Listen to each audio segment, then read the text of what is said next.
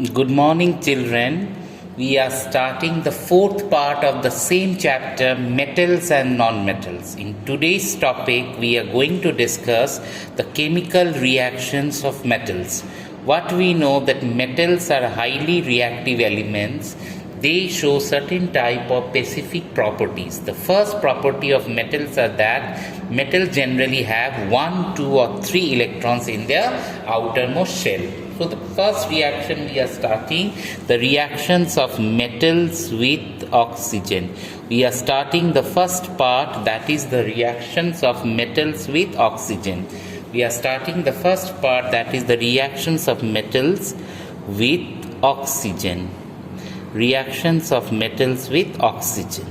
See, highly reactive metals like sodium, potassium, calcium, they are so reactive that whenever they are made to react with oxygen, they react to form sodium oxide. In this case, Na2O. To balance it, we put a 2 over here, put a 4, it becomes. Now, potassium with oxygen will form, K2O. So 4K it becomes. Calcium with oxygen it forms calcium oxide, CaO. So what we could see that these highly reactive metals, that is sodium, potassium, both of them are highly reactive. They instantly react with oxygen and they form the corresponding oxide. In this case it forms sodium oxide, in this case it forms potassium oxide. Calcium with oxygen forms calcium oxide. Now these two metals are just so reactive that they show instant reaction, so they are stored under kerosene. Okay, in order to prevent their instant oxidation. Other metals like magnesium. When magnesium strip we take and burn it in presence of oxygen, it forms magnesium oxide, MgO. What is the formula of magnesium oxide? The formula of magnesium oxide is MgO. So when a magnesium ribbon is taken and burnt in an environment of oxygen, we get a white dazzling light. Okay? We get a white dazzling light. This white dazzling light indicates that magnesium on being burnt, it forms magnesium oxide. Okay, this is the reaction. Magnesium on burning with oxygen forms magnesium oxide and we get a white dazzling light, right? Other metals, for example zinc, when heated in presence of oxygen we get zinc oxide. So ultimately what we could see that whenever a metal is made to react with oxygen, it forms the corresponding metal oxide. Sodium and potassium are highly reactive and they form the corresponding metal oxide. Calcium and magnesium, they will just react and form the corresponding oxide, but the reactions are less vigorous than that of sodium and potassium. In case of magnesium, it burns with a white dazzling light. In case of aluminium, when aluminium metal is burnt in presence of oxygen, it forms Al2O3.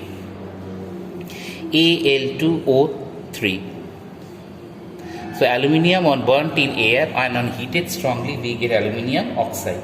Now another important thing is that these oxides of metals that are being formed, when these oxides are made to react with water, when this metal oxide, so I can say metal oxide, when they are made to react with water, they form actually bases, because metal oxides are basic in nature. Metal oxide on being heated strongly, they actually form what is called as metal oxide plus water, it form bases. For example, we have sodium oxide, Na2O, that is made to react with water, we get NaOH. In the same way, potassium oxide, when it is made to react with water, we get KOH. We get actually potassium hydroxide. These potassium hydroxide and sodium hydroxide, both of them are strong bases and they are called as alkali. So just remember that whenever a metal oxide is made to react with water, it forms corresponding bases, and if it is sodium oxide and potassium oxide, it forms bases like KOH and NOH. Both NaOH and KOH are called as alkali. They are called as alkali. On the other hand, see, when magnesium oxide MgO, it is made to react with water, it forms magnesium hydroxide. Magnesium hydroxide is a mild base. Magnesium hydroxide is a mild base. What is the meaning of mild base? Mild base means its basic strength is much less. Its basic strength is much less. Okay. Now, among these metal oxides, I can say that the sodium oxide and potassium oxide, they are actually strong. They are actually strong metallic oxides. Magnesium oxide, as you could see, they are comparatively less strong. And zinc oxide, aluminum oxide, they are amphoteric in nature. They are amphoteric in nature. Okay. They are amphoteric in nature. So I am repeating it once again. That is, sodium and potassium oxide, they are extremely strong bases. On the other hand, magnesium oxide is less strong, and this aluminum and zinc oxide is amphoteric in nature. Okay. After that, we are starting the next part of the reaction. The next part of the reaction is the reaction of metal with that of water. The reaction of metal with that. See, when a metal is made to react, so the next part of the reaction, we are starting the reaction of metal with that of water. With that of water. Now, what we know, that the highly reactive metals, when they react with water, so metal plus water, it actually forms metal oxide or hydroxide. So if that is cold water, we get metal hydroxide. Metal hydroxide and hydrogen gas has been given out, and hydrogen gas has been evolved. If the water in this case is cold, so if I am reacting the metal with cold water, we are getting metal hydroxide and hydrogen gas is being given out. Okay. See here, for example, potassium made to react with water, we get actually KOH and hydrogen gas has been liberated out. We get KOH. Now to balance it, put a 2 over here, and we get twice KOH. And huge amount of heat is been given out. So this is example of a exothermic reaction. This is example of exothermic reactions. In this reaction, what is happening?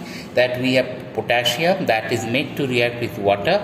We are getting potassium hydroxide, hydrogen gas has been liberated out. In both this reaction, it is actually example of an exothermic reaction. On the other hand, see sodium.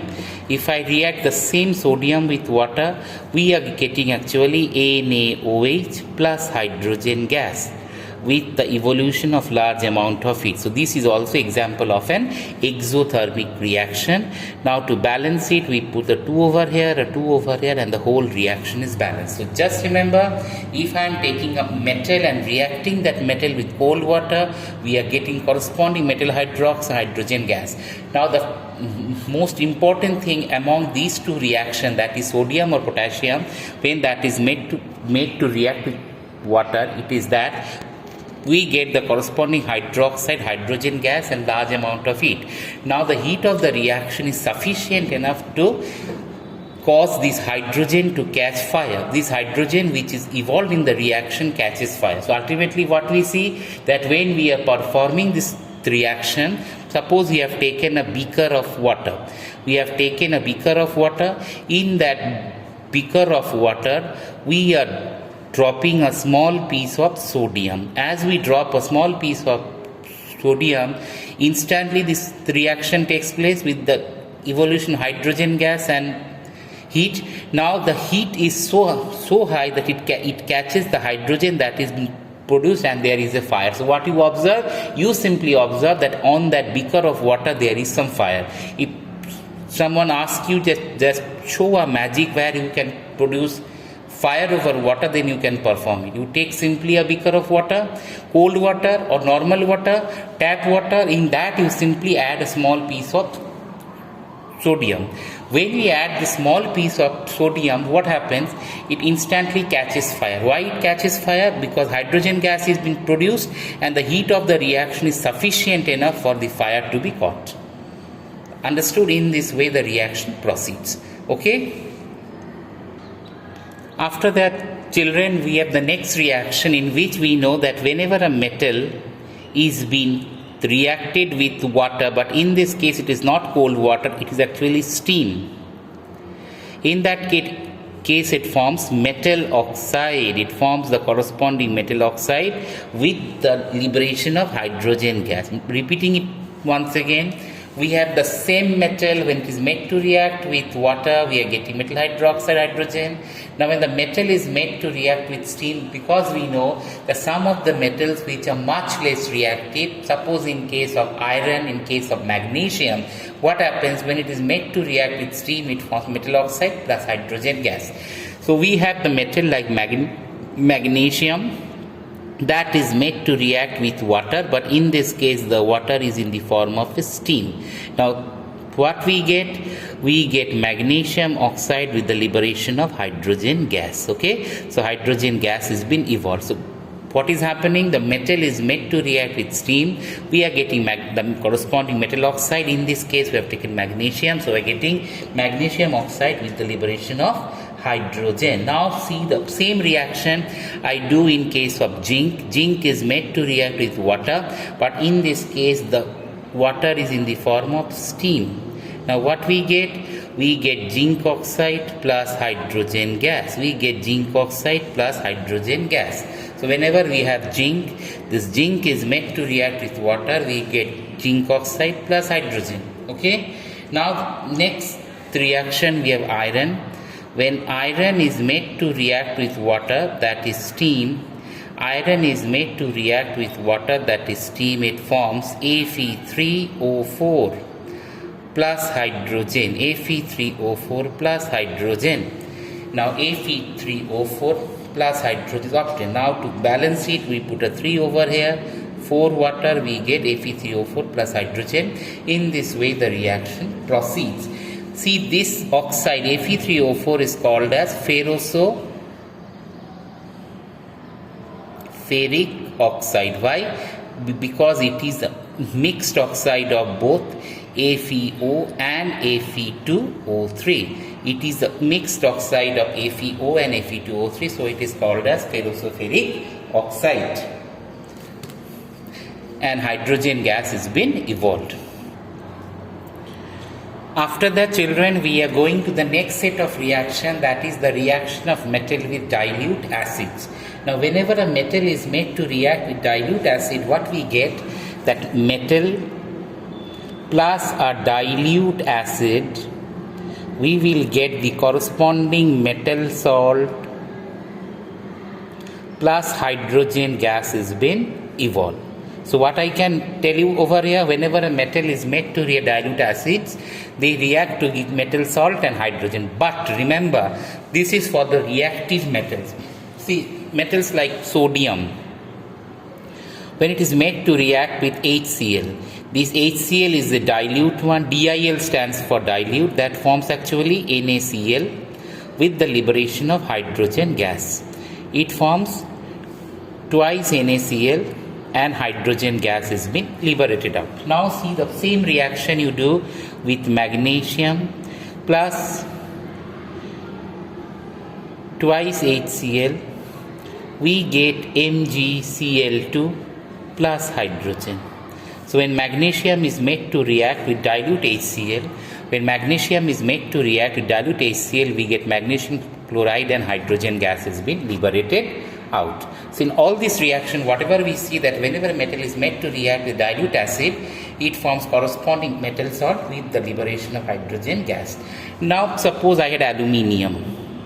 Aluminium, when it is made to react with HCl, right, we get AlCl3 plus hydrogen gas has been liberated out. Okay, we get this one. Okay, this is the reaction of aluminium with HCl.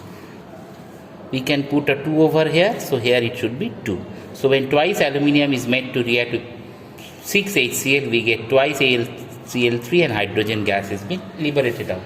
Now the same reaction we perform with iron plus HCl, that will form AfeCl2 plus hydrogen. So here we put a 2 and the reaction is balanced. All this reaction, what we see, that instant amount of hydrogen gas comes out, and you should know that this reaction is a laboratory preparation of hydrogen gas, or this is a method by which hydrogen gas has been obtained in the lab. Okay. After that we have the same reaction, but we are changing the acids. Suppose I have magnesium plus dilute sulfuric acid. In this case, what am I getting? I will get magnesium sulfate plus hydrogen gas will come out, right? On the other hand, suppose I had copper. Copper is made to react with dilute sulfuric acid. What we get? We get copper sulfate and hydrogen gas has been given out. Okay, but if the acid is too dilute, if the acid is too much dilute, in this case no reaction will take place. If I take copper and very dilute sulfuric acid, in that case what will happen? No reaction will take place. In this case no reaction will take place. Why? Because copper being much less active than hydrogen is placed below hydrogen, hence no reaction will take place. Okay. After that, children, we will discuss about the reactivity series of metals. After that, children, we are going to discuss about the reactivity series of metals. Now the question is, what is reactivity series? All the active metals, they are arranged. All the active metals, they are arranged in a particular table. That is, we can say it is the arrangement of metals in a vertical column in order of their decreasing reactivities. That is the active metal. See, in that series it actually starts with potassium, then we have sodium, after that we have calcium. Calcium is followed by magnesium. Magnesium is followed by aluminium. After aluminium we have zinc. Then after zinc we have iron. After iron we have tin. After tin we have lead. Then we have hydrogen. After hydrogen it is copper. Then mercury. After that is silver. Then we have gold, and last we have platinum. See, in this I am just writing the hydrogen element in a separate color green. See, among this whole series, what I could see, all of them are metals except hydrogen. That's why hydrogen is written in green. So actually hydrogen is the yardstick by which we can separate. So all these metals, so as I move up, they are the most, I can say, the reactive metal. As I go down, these are the least reactive metal. Okay, so in this case I can say that the highly reactive metals are placed at the top and the least reactive metals are placed at the bottom. So in this case, what I have noted down, that sodium and potassium are alkali metals. They are extremely reactive. After that, we have alkaline earth metal like calcium, magnesium. They are much less reactive than sodium and potassium. Zinc is less reactive than aluminium. Iron is less reactive than zinc. Tin is less reactive than iron. Lead is less reactive than tin. Then after that we have copper, then mercury, then silver, then gold, then platinum. Now a question always comes, why gold and platinum is used to make jewelry? Why this gold and platinum is used to make jewelry? The actual reason is that gold and platinum, they are so less reactive that they are used to make jewelry. As gold and platinum is so less reactive, they does not react with the normal reagents, hence they are used to make that is called jewelry. Now after that, so this arrangement of metals in a decreasing order of their activity is called as the reactivity series. After that, next reaction we will be discussing is the reaction of a metal salt and active metal. Okay children, the next topic we are having the reaction of a metal salt and a active metal. Now suppose I have a salt solution of copper sulfate. I have a salt solution of copper sulfate whose color is blue. It is an aqueous solution that is made to react with the iron metal. Now what happens, as we could see that iron is much above copper in the electrochemical series or metal reactivity series, it displaces the sulfate and it forms iron sulfate AfSO4 plus metallic copper is liberated out. So after some time what happens, the color of the solution that was blue, that actually changes to green. So what happened, the solution whose color was blue, now it changes to green. Why it changes to green? Because a displacement reaction has taken place. Iron has displaced the sulfate from copper and from iron sulfate, and copper metal is deposited. But if I reverse the reaction, suppose I had ferrous sulfate whose color was already a green. In that I put a copper strip, what will happen?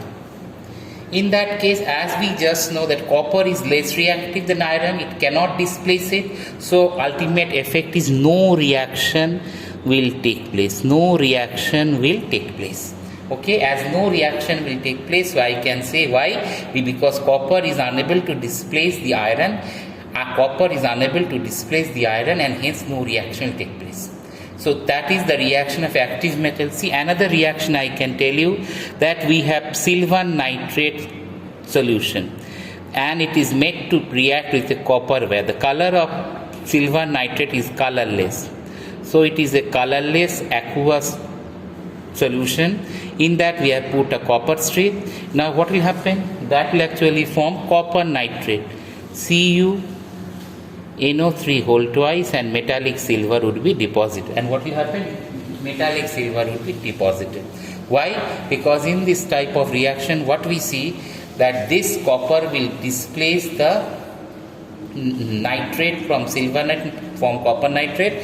Color of the solution will turn to, that is called blue. We get a blue solution and metallic silver would be deposited.